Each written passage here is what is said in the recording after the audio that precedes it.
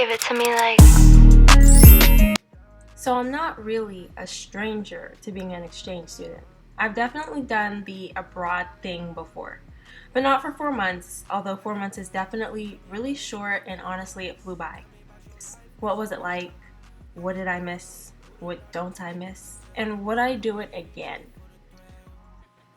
That's kind of what I want to explore in this little video montage of my memories, experiences, and I guess the tea on what it was actually like being an exchange student. The first big theme for me with my exchange experience was isolation, and as a subcategory, homesickness. This was ultimately my biggest fear, not making any friends and having a lonely abroad experience. On top of that, even though I don't always feel super claimed by the United States of A, I definitely still am American, and aspects of my culture and things that I know and understand are just different than aspects of French culture. So sometimes those things really do create friction or a little bit of discomfort.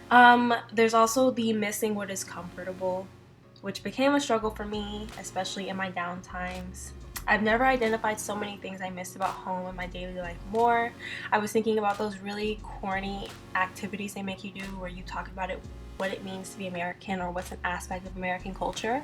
And because I've always felt like America is such a melting pot and low-key a theft of other cultures, I could never think of anything American until I had to live in a different country for 4 months, and I could think of some very American things quite easily off the top of my head, like pancakes.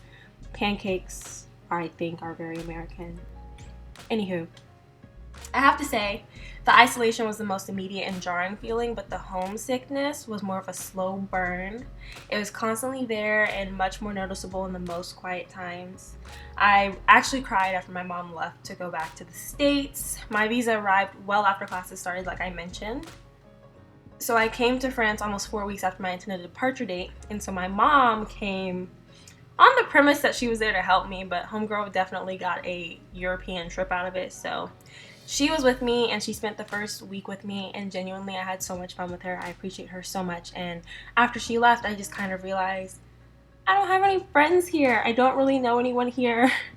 And so I definitely cried. I was so sad. So yeah, it definitely settled in that I was in a foreign country alone until I made friends. I studied at Marseille University in Aix-en-Provence, France, which is to the south. It's about 30-40 minutes away from the city Marseille, which is probably a city you've heard of. There's also a location of my university in Marseille, hence the name. As far as taking care of their students, I would give them a 10 out of 10. They guided me so gently through the visa experience, which I was very nervous about because my visa was coming super late. I was missing classes and I had to make a decision very quickly if I was going to cancel my study abroad trip before it was too late to join my classes at Agnes, which is was my home university. They just said, yeah, when your visa comes, just come. Like, it don't even matter how late, just come. Well, kind of. They didn't exactly say that, but they were basically like, you have flexibility. But I will say that I had a great student experience at AMU. It's definitely more than I was expecting, and I was able to meet a lot of people this way. So they not only guided me gently in this time, but they did help me to like really connect to students, especially exchange students, when I first got there. And so after crying, I decided to send an awkward email expecting not to get any responses back. But I promptly got added to a WhatsApp group and a bunch of people hit me up, and that was really nice. And so that was good. Everyone was super kind and accommodating, and I absolutely appreciate all of you who messaged me in that first round and were like, yes, come hang out with me, come meet my friends. I appreciate y'all. I put a poll up on my Instagram because I wanted people to also participate, and when I asked them how would they describe their university experience in France, these are some of the responses. Well, I was in the School of Political Sciences in France. It's a faculté. Oh my gosh, my French is so bad. Faculté. I hope that was good. Or a fac, you know, le faculté, right? So my administrative experience was pretty smooth. I was studying political sciences, or les sciences politiques, which is also a pretty prestigious area of study in France from what I gleaned. So I don't know, they didn't really play about their political science program. And also a lot of like renowned people have gone through that program. Also a famous person studied in an exchange program at my university in my exact city, and it's the white guy who's in The Hangover, and he speaks French too. There's an interview, one of my taxi drivers showed it to me, random tidbit, forgot his name, I think it's Bradley Cooper. But yeah, so I had great staff members to contact, and they also helped me out with a lot of administrative things from my own home institution, like sending my official copies of my transcript and getting those things signed. So I had no issues. I know some people were in different facultés, which means that faculté, I'm gonna keep saying it until it sounds right. Anyways, so I know each one, like some people were doing an education one, which it seemed like it was smaller or newer, so maybe that's why theirs was really disorganized. But they also had a lot of francophone events at my university. There were parties that they used to set up. There were student organizations. There were all kinds of things at the school that you could actually get locked in with and help you meet new people. So I kind of loved it, actually. It was really nice. And my favorite thing was, I forgot the name. I'm trying to remember. It was something different, but I can't remember it. So I'm just gonna pretend like we're just gonna forget about it. But it was an international students organization run by French students. On the note of class difficulty though, I at this point was not a lazy student, but a done student. Well, I was quite annoyed to learn that my school was going to force me to attend like 6 classes just to reach their minimum credit hour requirement. So to reach like a 12 credit hour semester, I would have to take 6 courses because they were only counting each French class as like 2 credit hours. And if you're curious, only one of my courses was fully taught in English. The other was a French language course, so it's definitely Franglish, but mostly supposed to be in English anyways. The courses really weren't that difficult, especially since they don't want exchange students to come and like, you know, fail. So the French grading system itself is a little bit more critical, I think, than the US one. More rigorous, is that the word? Yeah. So it is very difficult to get like a 20 out of 20 in the French grading system. And so to the American eye, when you're trying to grade it out of 20, you're like, wow, I really failed this class. Because a quick Google search will show you that the average French student receives between a 10 out of 20 to 11.9 out of 20. And this isn't even the average, it's just saying like an average grade would be like a B in the US. That equivalent on the French grading scale is somewhere around a 10 out of 20 to 11.9 out of 20. So for some, that would really freak you out. I did have to adjust to cute little phenomena like the professors sharing everyone's class grade, like just during class time with everyone listening. It was only one of my professors that did this, but I had a really bad grade in that class, and so he like shared our midterm grades, and then he was just like, yeah, so I'm gonna give some extra credit opportunities. Kayla, you heard your grade. I think you should take it. Like just in front of the class. He said this in French too. I blacked out, so, you know, after crying a little internally, I definitely did get that grade up. I also called my parents and cried. I cried a lot. Embarrassing. But I did try really hard, and it was really satisfying when I finally got a good grade on the presentation in that class, because I definitely struggled for it, y'all. Yeah, and the presentations were in French too. Like it was a time.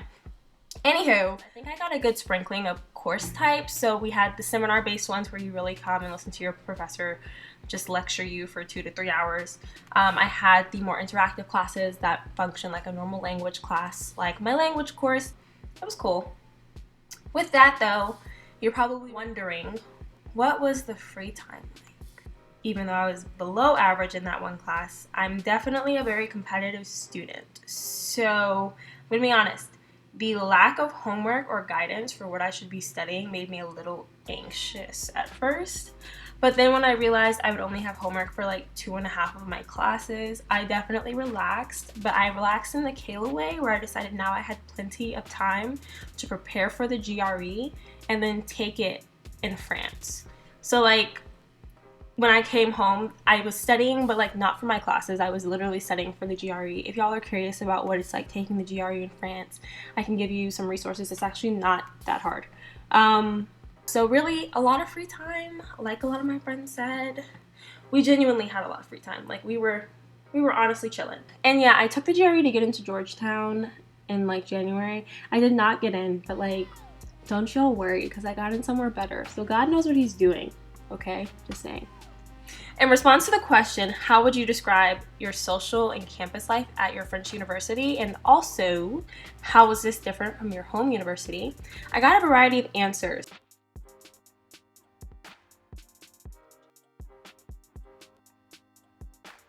I will say though, the housing process was high-key so unclear to me, but they gave me a student assistant to help because there's so many things you have to do when you arrive, like getting your healthcare set up, getting your paperwork set up so that you can open a bank account and also be able to qualify for housing even though you pre-qualify. It was a lot. But like my friend said, it wasn't $5,000, okay? She told me she was paying $250 maybe a month. It was wild. I'll say this much, making friends with French students was kind of hard, but definitely not impossible, like I said. With all this free time, though, I know you're curious, what did we really do? But I'm gonna be honest, from these responses, in the words of Drake, you would find us downtown.